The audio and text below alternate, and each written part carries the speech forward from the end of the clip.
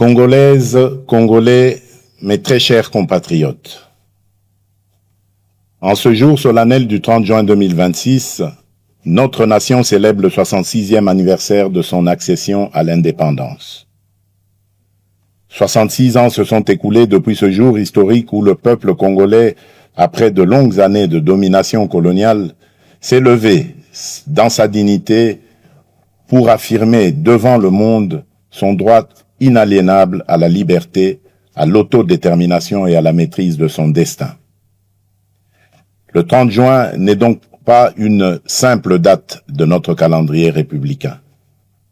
Il est à la fois une mémoire, une promesse et une responsabilité. Il est la mémoire de celles et ceux qui, par leur courage et leur sacrifice, ont ouvert le chemin de notre liberté. Pour eux, l'unité, la dignité et la souveraineté du peuple congolais avaient plus de valeur que leur propre vie. Il est aussi la promesse faite à chaque génération de ne jamais renoncer à l'idéal d'un Congo libre, uni et souverain. Il est enfin une responsabilité, celle de protéger, d'approfondir et d'incarner chaque jour l'indépendance conquise par nos pères dans nos institutions, notre économie, notre diplomatie, notre défense nationale et notre engagement collectif au service de la République. En ce jour de communion nationale, je m'incline avec respect devant la mémoire de nos pères de l'indépendance, de nos héros nationaux, de nos martyrs et de tous les combattants de la liberté, connus ou anonymes, qui ont fait de ce pays une patrie libre. Je rends un hommage particulier à Joseph Kasavubu, à Patrice Emery Lumumba, ainsi qu'à tous les bâtisseurs de notre conscience nationale. Je rends également hommage à toutes les femmes et à tous les hommes qui, dans nos villages, nos villes, nos écoles, nos églises, nos administrations, nos mines, nos champs, nos marchés, nos entreprises et nos familles, continuent chaque jour par leur travail, leur courage et leur résilience de porter la République à bout de bras. Mes très chers compatriotes, cette année encore, notre fête nationale intervient dans un contexte grave. À l'est de notre pays, nos compatriotes continuent de subir les conséquences douloureuses de l'agression, de l'activisme des groupes armés, du terrorisme, des violences contre les civils, des déplacements forcés, des pillages, des prédations économiques et des violations répétées du droit international. Je pense en cet instant à nos frères et sœurs du Nord Kivu, du Sud Kivu, de l'Ituri, du Tanganyika, du Maniema et de toutes les zones meurtries par l'insécurité. Je pense aux familles endeuillées, aux déplacés contraints de vivre loin de leurs terres, aux femmes victimes de violences, aux enfants privés d'école, aux paysans privés de leurs champs, aux commerçants privés de leurs activités et aux jeunes privés de perspectives par la guerre et la peur. À chacun d'entre eux, je veux redire, au nom de la nation tout entière, vous n'êtes pas oubliés. Votre douleur est celle de toute la République et votre sécurité demeure une priorité absolue de mon action. Je rends un hommage solennel à nos forces armées, à notre police nationale, à nos services de sécurité ainsi qu'aux résistants patriotes Wazalendo engagés dans le cadre légal de la défense de la patrie. À vous qui tenez les lignes, qui défendez nos frontières et qui protégez nos populations, la nation reconnaissante vous dit merci. Votre courage est le rempart de notre souveraineté et votre engagement restera inscrit dans la mémoire de la République. Mes très chers compatriotes, l'année dernière, à la même période, je m'adressais à vous au lendemain d'avancées diplomatiques importantes, notamment dans le cadre de l'accord de Washington et des discussions de Doha. Ces démarches avaient ouvert une espérance et replacé la tragédie congolaise au cœur des agendas régionaux et internationaux. Elles ont surtout consacré une vérité essentielle. Aucune paix durable dans la région des Grands Lacs ne peut se bâtir contre la souveraineté de la République démocratique du Congo, ni au détriment de la dignité de son peuple. Le choix de la diplomatie n'a jamais été un signe de faiblesse. Il fut le choix de la responsabilité, de la maîtrise et de la recherche, par tous les moyens légitimes, de la fin des souffrances imposées à nos populations. Les accords de Washington, les discussions de Doha et les engagements de Montreux n'ont de sens que s'ils produisent des résultats concrets, vérifiables et irréversibles, le silence des armes, la fin de tout soutien aux groupes armés, le retrait effectif des forces étrangères non invitées, le désarmement des combattants, le retour digne et sécurisé des déplacés et des réfugiés, la protection des civils, la restauration de l'autorité de l'État, la justice pour les victimes et des garanties crédibles de non-répétition. La République démocratique du Congo reste engagée en faveur de la paix. Elle respecte sa parole, honore ses engagements et demeure ouverte au dialogue lorsqu'il est sincère, équilibré et conforme aux intérêts fondamentaux de la nation. Mais la paix ne peut être ni une mise entre parenthèses de la vérité, ni une récompense accordée à ceux qui prennent les armes contre la République, encore moins un compromis sur notre souveraineté, notre justice ou notre intégrité territoriale. La paix que nous recherchons est une paix juste, une paix qui respecte les frontières, restaure l'autorité de l'État, sanctionne les crimes et transforme nos ressources naturelles en instruments de développement et non en carburant de guerre. C'est cette paix-là que nous voulons, cette paix-là que nous défendrons. Je remercie nos partenaires qui accompagnent ces efforts, notamment les États-Unis d'Amérique, l'État du Qatar, l'Union africaine, l'Union européenne, les Nations unies, la SADC, l'EAC, la CIRGL, ainsi que tous les pays amis engagés en faveur de la paix dans notre région. La République démocratique du Congo ne sera plus réduite à l'image d'un pays que l'on convoite, que l'on pille ou que l'on déstabilise. J'en ai fait le serment devant la nation.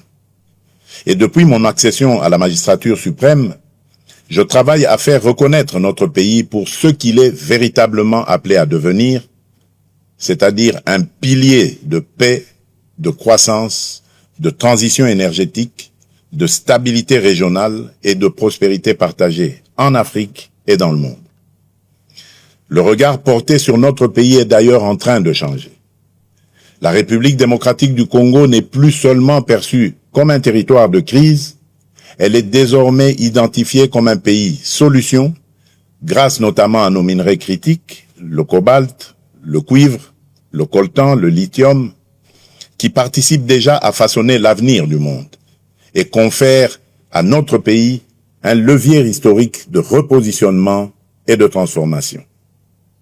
C'est dans cette perspective que s'inscrit le partenariat stratégique que nous construisons avec les États-Unis d'Amérique ainsi que ceux que nous entendons nouer avec nos autres partenaires.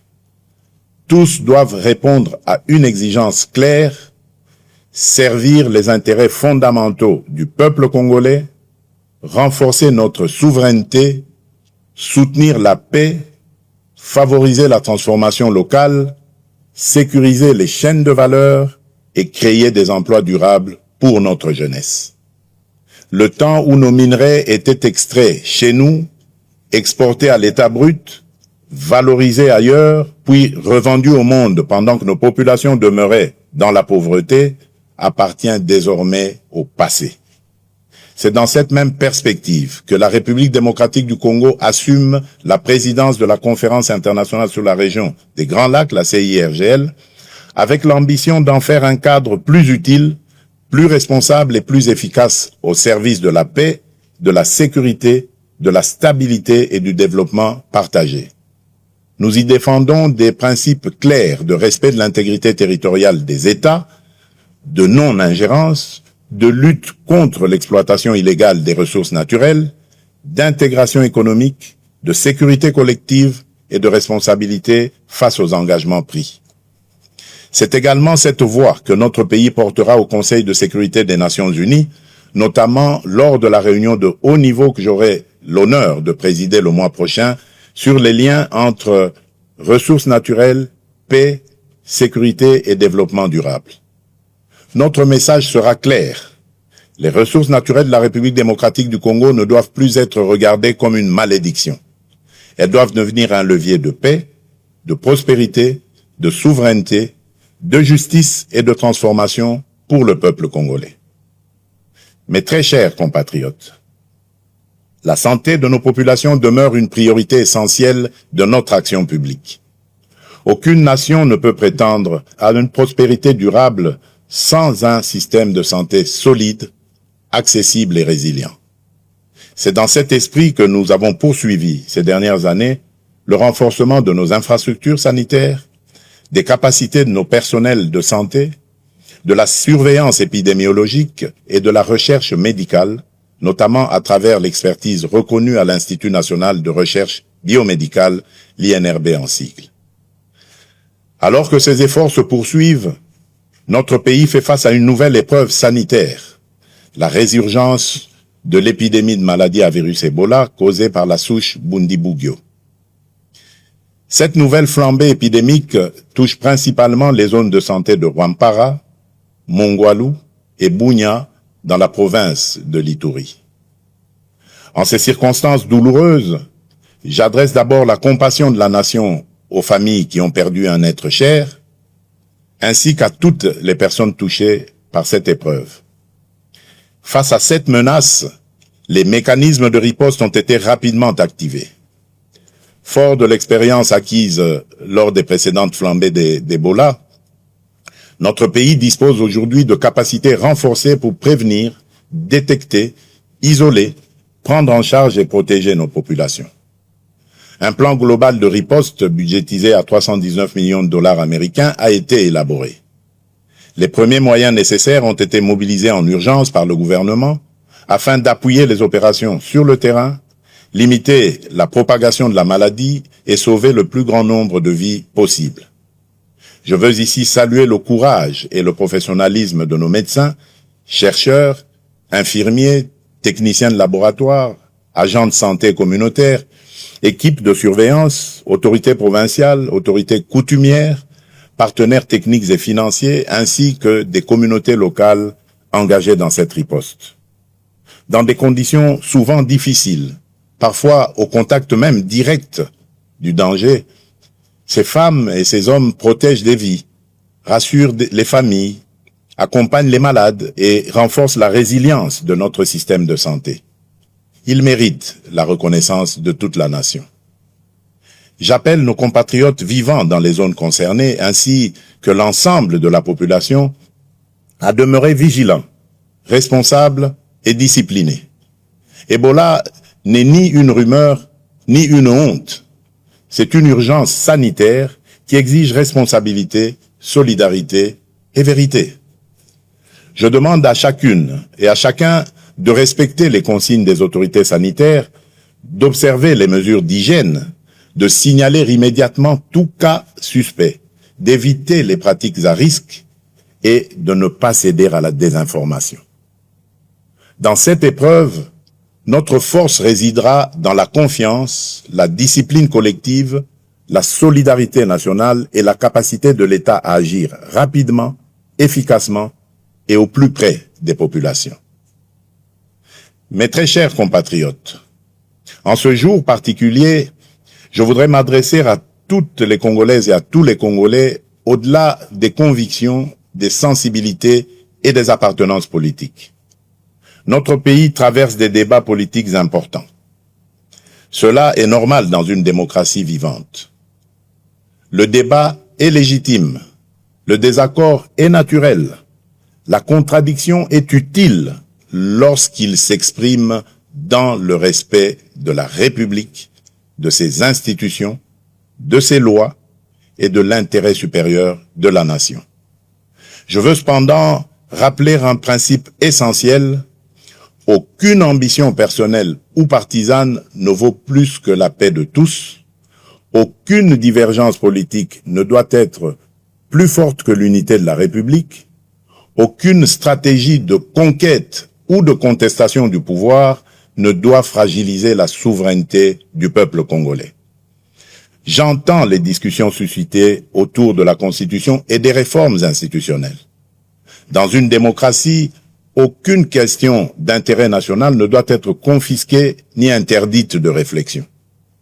Mais dans le même temps, aucun débat touchant au pacte fondamental de la nation ne peut être conduit dans la précipitation, la manipulation ou l'obsession politicienne. La Constitution n'est ni un instrument de circonstance, ni un objet de convenance.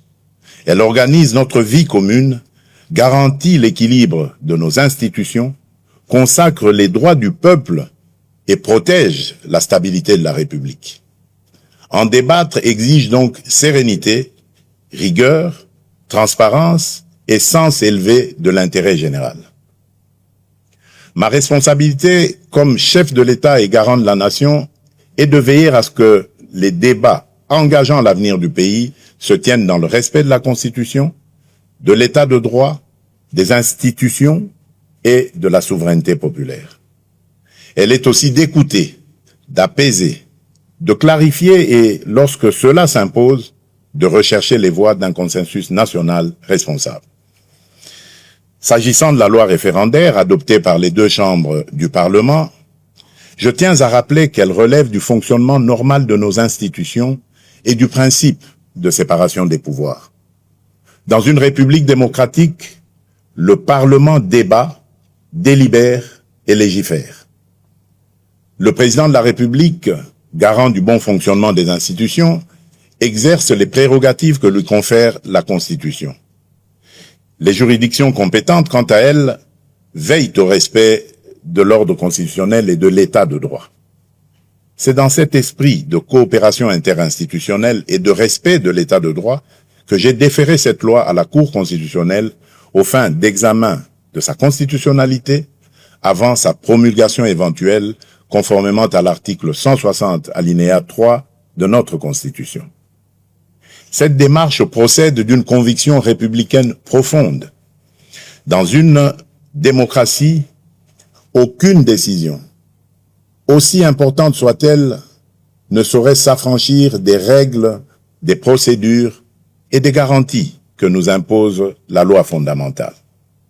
La République ne ferme pas la porte à aucun de ses enfants d'ailleurs, dès lors qu'ils choisissent la voie de la paix, du dialogue, du respect des institutions et de la loyauté envers la nation.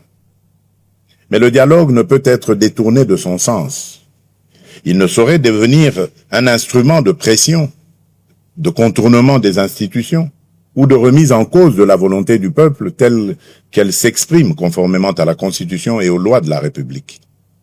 Le peuple congolais est le seul souverain. Nul ne peut parler durablement au nom de la nation contre la nation elle-même. Nul ne peut prétendre défendre la démocratie tout en refusant les principes qui la fondent, à savoir le débat libre, le respect des institutions, la séparation des pouvoirs, la souveraineté populaire et la responsabilité devant le peuple. À ce stade, je voudrais surtout insister sur un point avec la plus grande fermeté: le recours à la violence, aux armes, à la haine, à la désinformation ou à toute forme d'atteinte à notre souveraineté et à notre intégrité territoriale ne saurait constituer un mode d'expression politique.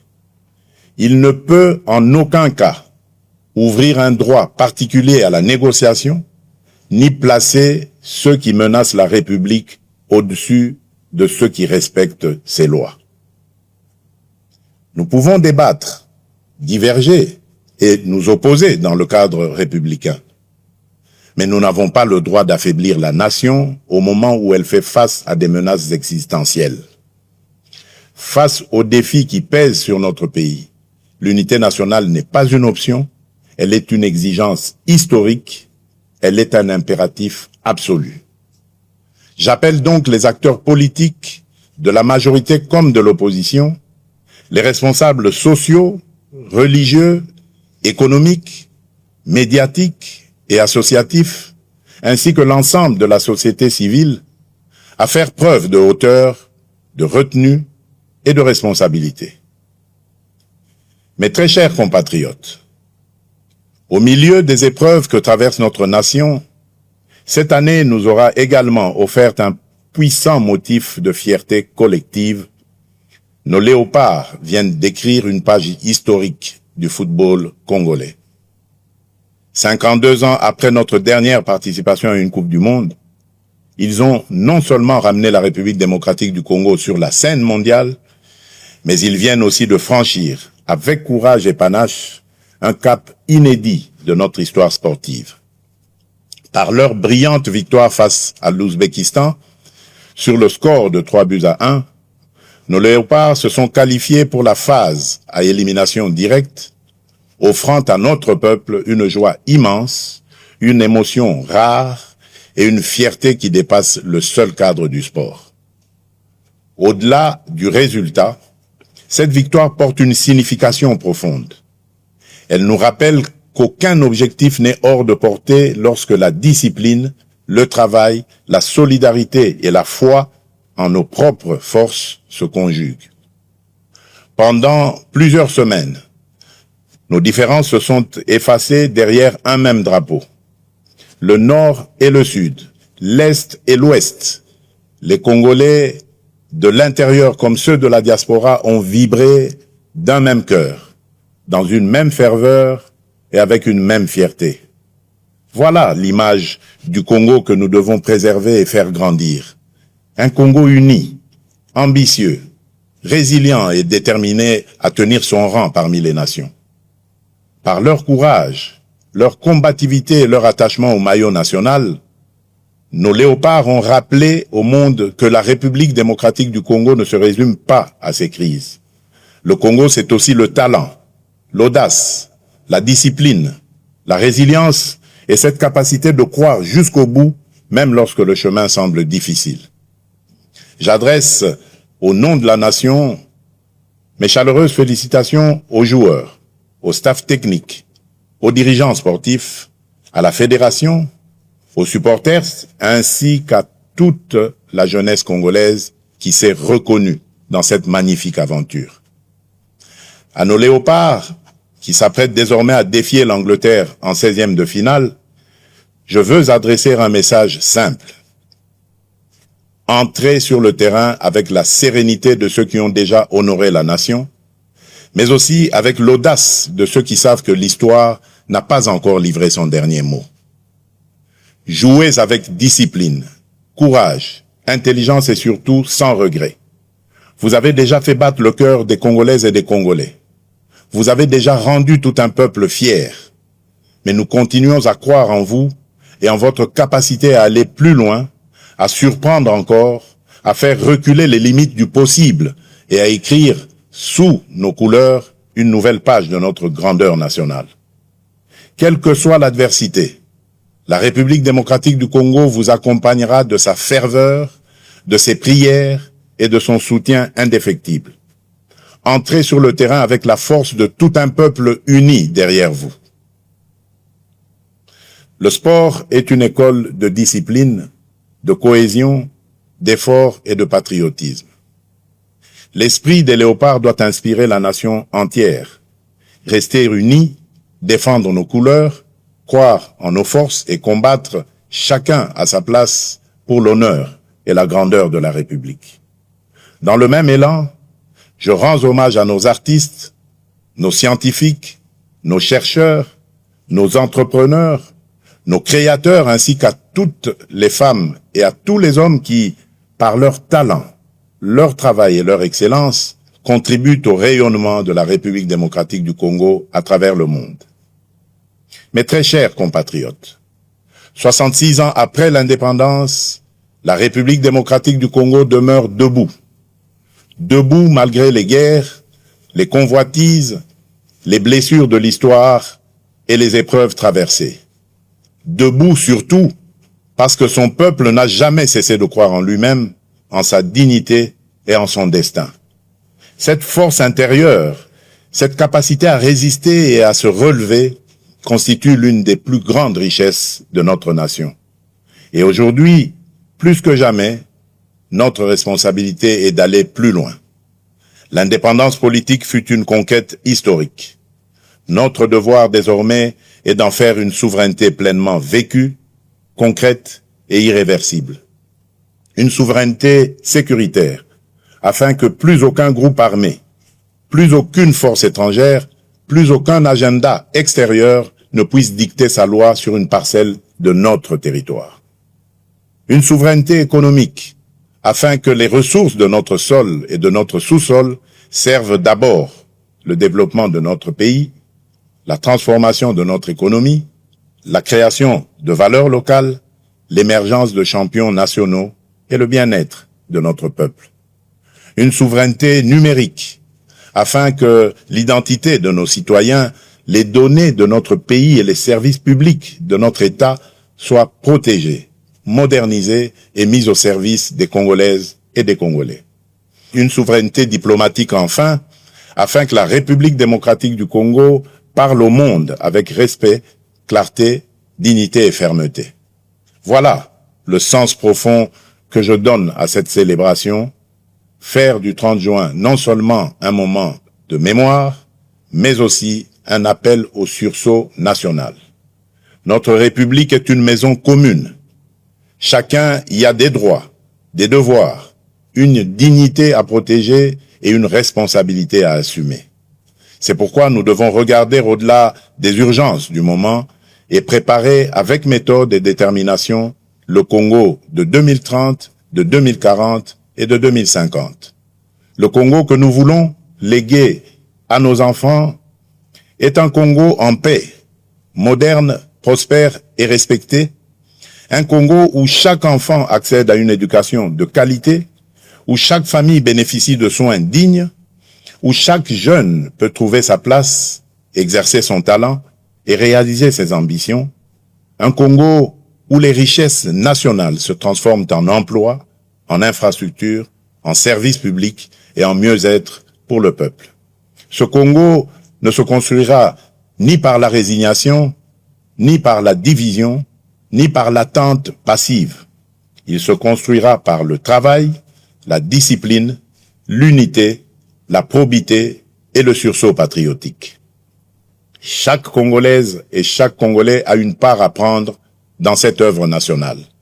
L'enseignant qui forme avec conscience, le soldat qui protège avec honneur, le policier qui sécurise sans abuser, le médecin qui soigne avec dévouement, le fonctionnaire qui sert avec probité, le magistrat qui rend justice avec indépendance, l'entrepreneur qui crée des emplois, le jeune qui innove, les parents qui éduquent dans les valeurs, le citoyen qui respecte la loi et protège le bien public, la diaspora qui investit, transmet et valorise le pays.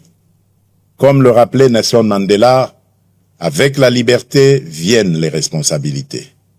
Notre indépendance nous a donné une nation à aimer. Elle nous confie aussi une république à servir, à protéger et à élever. Car le patriotisme n'est pas seulement un sentiment. Il est une conduite, une discipline, une manière de servir, de protéger, de respecter et d'élever la nation. En ce 30 juin, levons-nous avec confiance, courage et amour pour la patrie. Unis dans la vérité, fermes dans la souveraineté, responsables dans l'action, solidaires dans l'effort, confiants dans l'avenir. Bonne fête de l'indépendance à toutes et à tous. Que Dieu bénisse la République démocratique du Congo, son peuple et tous ceux qui l'ont choisi comme pays de résidence. Je vous remercie.